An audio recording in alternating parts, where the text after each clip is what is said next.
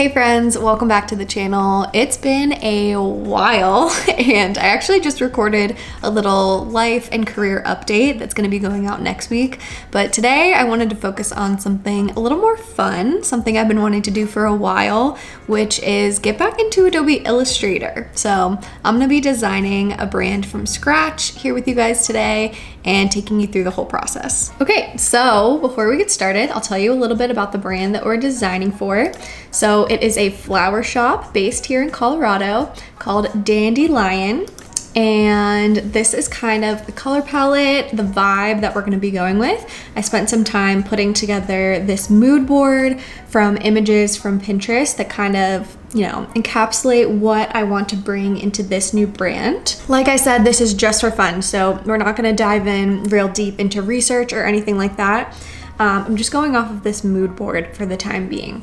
And so what I did was chose some fonts that I think could work well. And so what we need to do is decide on which one to go off of. So this isn't necessarily like the brand font, but it's more like a starting point for our logo. Right off the bat, I feel like this is maybe too bold or too, like harsh.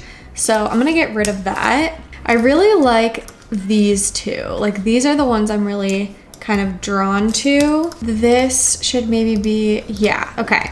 Now I'm liking this a lot. I like this, but I think I want to go, since our mood board has type like this that's a little bit more high contrast, I want to go with this one. So this font, Zangezi 07, is what we're going to be starting with. And before I go any further, I want to talk quickly about the sponsor of today's video. Anytime I do a video where I'm designing live with you guys, I get tons of questions about how I record my screen. And it's all thanks to Loom, who are kindly sponsoring this portion of the video. You guys know I don't do many sponsorships here on this channel, but when Loom reached out, I was really excited because I've been using their tool for years now, almost every single day. I use it for my YouTube videos to quickly and easily record my screen along with my talking head, as they say in the industry, or sometimes just my voice talking over something I'm sharing on screen. But that's really just one use case.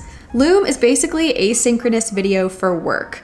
For the last several years working at tech companies, I've used Loom to walk through design solutions with coworkers and stakeholders. It's such a time saver because one video can replace an entire meeting, sometimes multiple meetings, since you always have the link to your Loom video to share around. It's also great for freelancers because it's such an efficient and much less intimidating way to present work to clients. Loom also just came out with a cool new feature. You can now stitch and edit together multiple videos into a single Loom.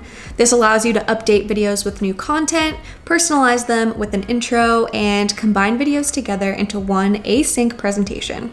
If you want to try out Loom for free, I'll leave a link in the description box below, and thanks again to Loom for supporting my channel. Okay, so let's get right into this. I'm going to duplicate this and outline the text so that we can start manipulating this and making it into a real unique logo. So one thing I'm noticing is that the corners are really sharp. And so while I like the shapes that are happening here, I'm not the biggest fan of like how sharp some of these angles are. So I think I'm going to just kind of go in here and play around with these like radius tools here and just kind of soften these up. Ooh, that's kind of cool. See how much that changes it? Like it still kind of maintains the integrity of, the letters, but look at the difference between Dandy and Lion. It's just like a little bit less sharp, a little bit more friendly, which I really, really like. So let's just keep going with that, see if we like it. Yes, I love that. I'm also seeing that these edges that are touching, like this could probably be, like if we could combine these. There we go. Ooh, that's so nice. I like that a lot. Now, so we'll need a version where it is, straight across like this, But in that version, I almost feel like these can be closer together. Yeah, I like that. Sort of using the capital letters to break up the word. We're kind of doing a play on words, right? Like dandelion, dandelion. So I think it's kind of cool to mesh them together like that. And then let's do another version where we actually stack them. So I definitely want like kind of a little illustration mark somewhere. So if you can see in our inspiration here, like I really like these roughly drawn flowers, like just really kind of almost childlike. Really like that style. And I want to put one of those in like, you know, some negative space. So maybe I'm thinking here would look good, but I'm just trying to figure out like how close we want these to each other. So I just want them to like fit really nicely. There we go. I feel like that looks more like intentional, like fit together. Let's start playing around with pencil tool to get like a cute little flower. So I'm just going to kind of mess around here. Okay. It's kind of a nice shape. And so here, we'll make this outline black for now. But I think now, in order to get an idea of how this is gonna look, I need to start bringing in color. So we already have a really good idea of what our colors are gonna be, but I just wanna like, you know, really define them. This way we'll be able to like really get the brand to come to life. It's okay to start playing with color early on, in my opinion. Here we go. So here we have our colors from our mood board. I think that's looking really good. And so now let's bring in one of these colors for this flower. So, I don't know, I kind of like that. So what I'm going for here is like the dandelion. Like I want this to both represent a flower and like a lion's mane. I just think that would be cute.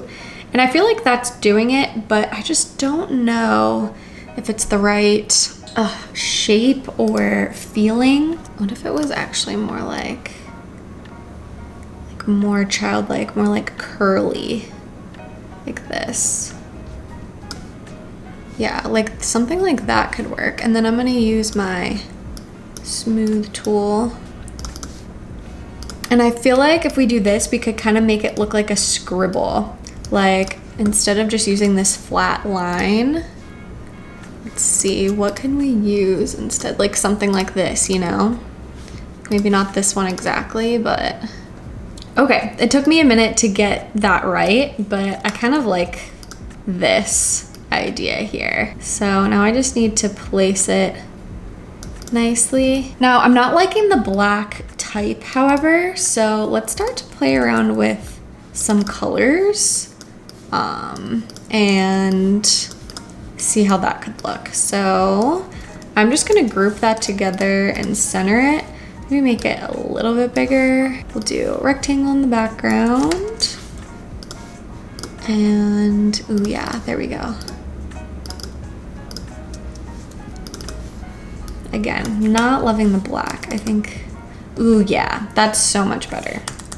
See how we're like starting to pick up some of the vibes from our inspiration? I think that's really nice. I feel like this needs to be a little smaller though. It's like overpowering. Like I could see this being the lion's mane and this being like the paw, but they're also flowers. I don't know, I think it's very cute. Now let's duplicate this and do like a different color.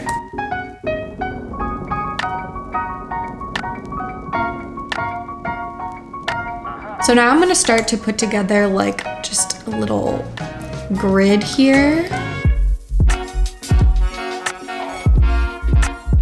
I kind of like having in the middle of my grid like the most like simple, straightforward version of the logo. So I'm gonna stick with that because I think the black really stands out and brings like the type, the logo type to the front, whereas with this one it feels a little more illustrative. Let me just go source some images from Unsplash and bring them back and we'll start to kind of build this little like brand board. Okay, so I found this. We want to make this white, like the text white. Okay, cool. And then we just need to find like the best portion of this image to make the logo stand out. Here we go. Like, I think this is kind of a nice portion of the photo. And I kind of like down here how the flower looks like it's almost in that pot right there. Okay, so then we'll take sort of like a copy of this rectangle and mask it out. So I'm going to make sure that's completely centered. I'm going to select both and do Command 7, and then we have to send this to the back again. I'm wondering if this should actually be, oops, this color instead. Okay, and then I think it'd be cool to do the purple as well. So let's grab the purple. Like, sometimes I like to sort of see a close-up of the logo. Maybe that's weird, but just because this type is really unique, I think that could be cool. Yeah, like, I like that. We haven't used the green, so let's grab the green and let's use this again. And to paste in place, you do Command Shift V, which is nice. Maybe we'll make this a bit bigger in this one. So what we haven't done yet is like a brand pattern. So let's make a brand pattern for this. And for these, we'll do images. And I think it just looks really balanced when you do it that way. We know that we want to use this flower for the pattern. Yeah, I think that's gonna look the best, the yellow. To make a pattern, what we're gonna do is select both of these, go up to Object, Pattern, Make. So I'm gonna make this a square. I'm just gonna start kind of moving these around and adding little squiggles until we like how it looks.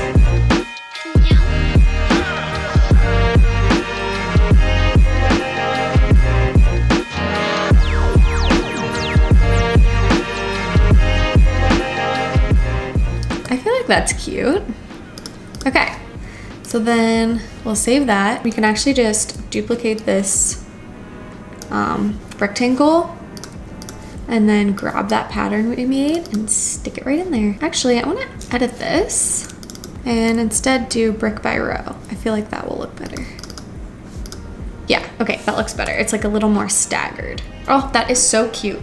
Okay, so then, like I said, let's just finish by filling these in with some images. And oh, I also wanted to do, okay, wait.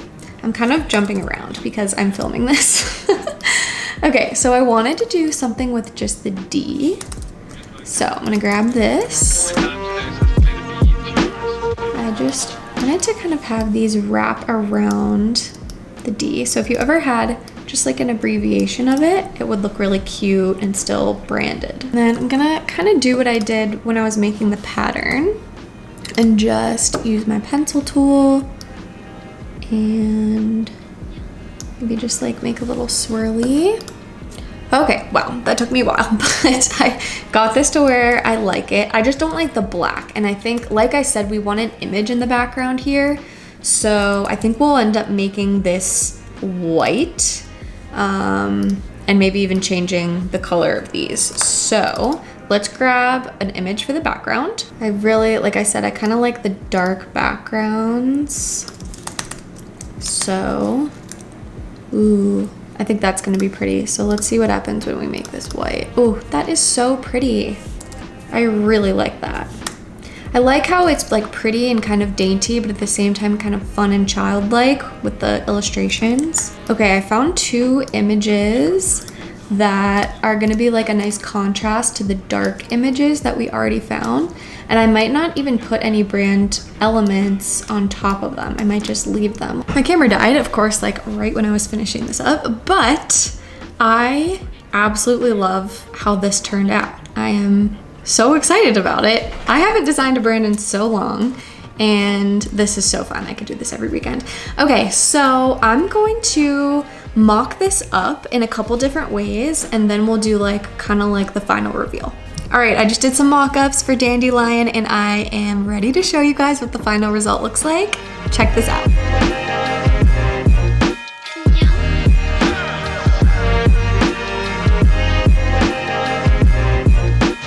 I'm so happy with how this turned out, especially for my first branding project back from like a little 2-year hiatus. I had a lot of fun with it, and it really like flexed that creative muscle that I haven't flexed in a while, which felt really good. So I'm definitely gonna do more of these. I hope that you enjoy them. Let me know in the comments if you do, and if you have any suggestions of what you want me to brand next. Yeah, I would love to hear them, and I will see you guys in the next video. Bye.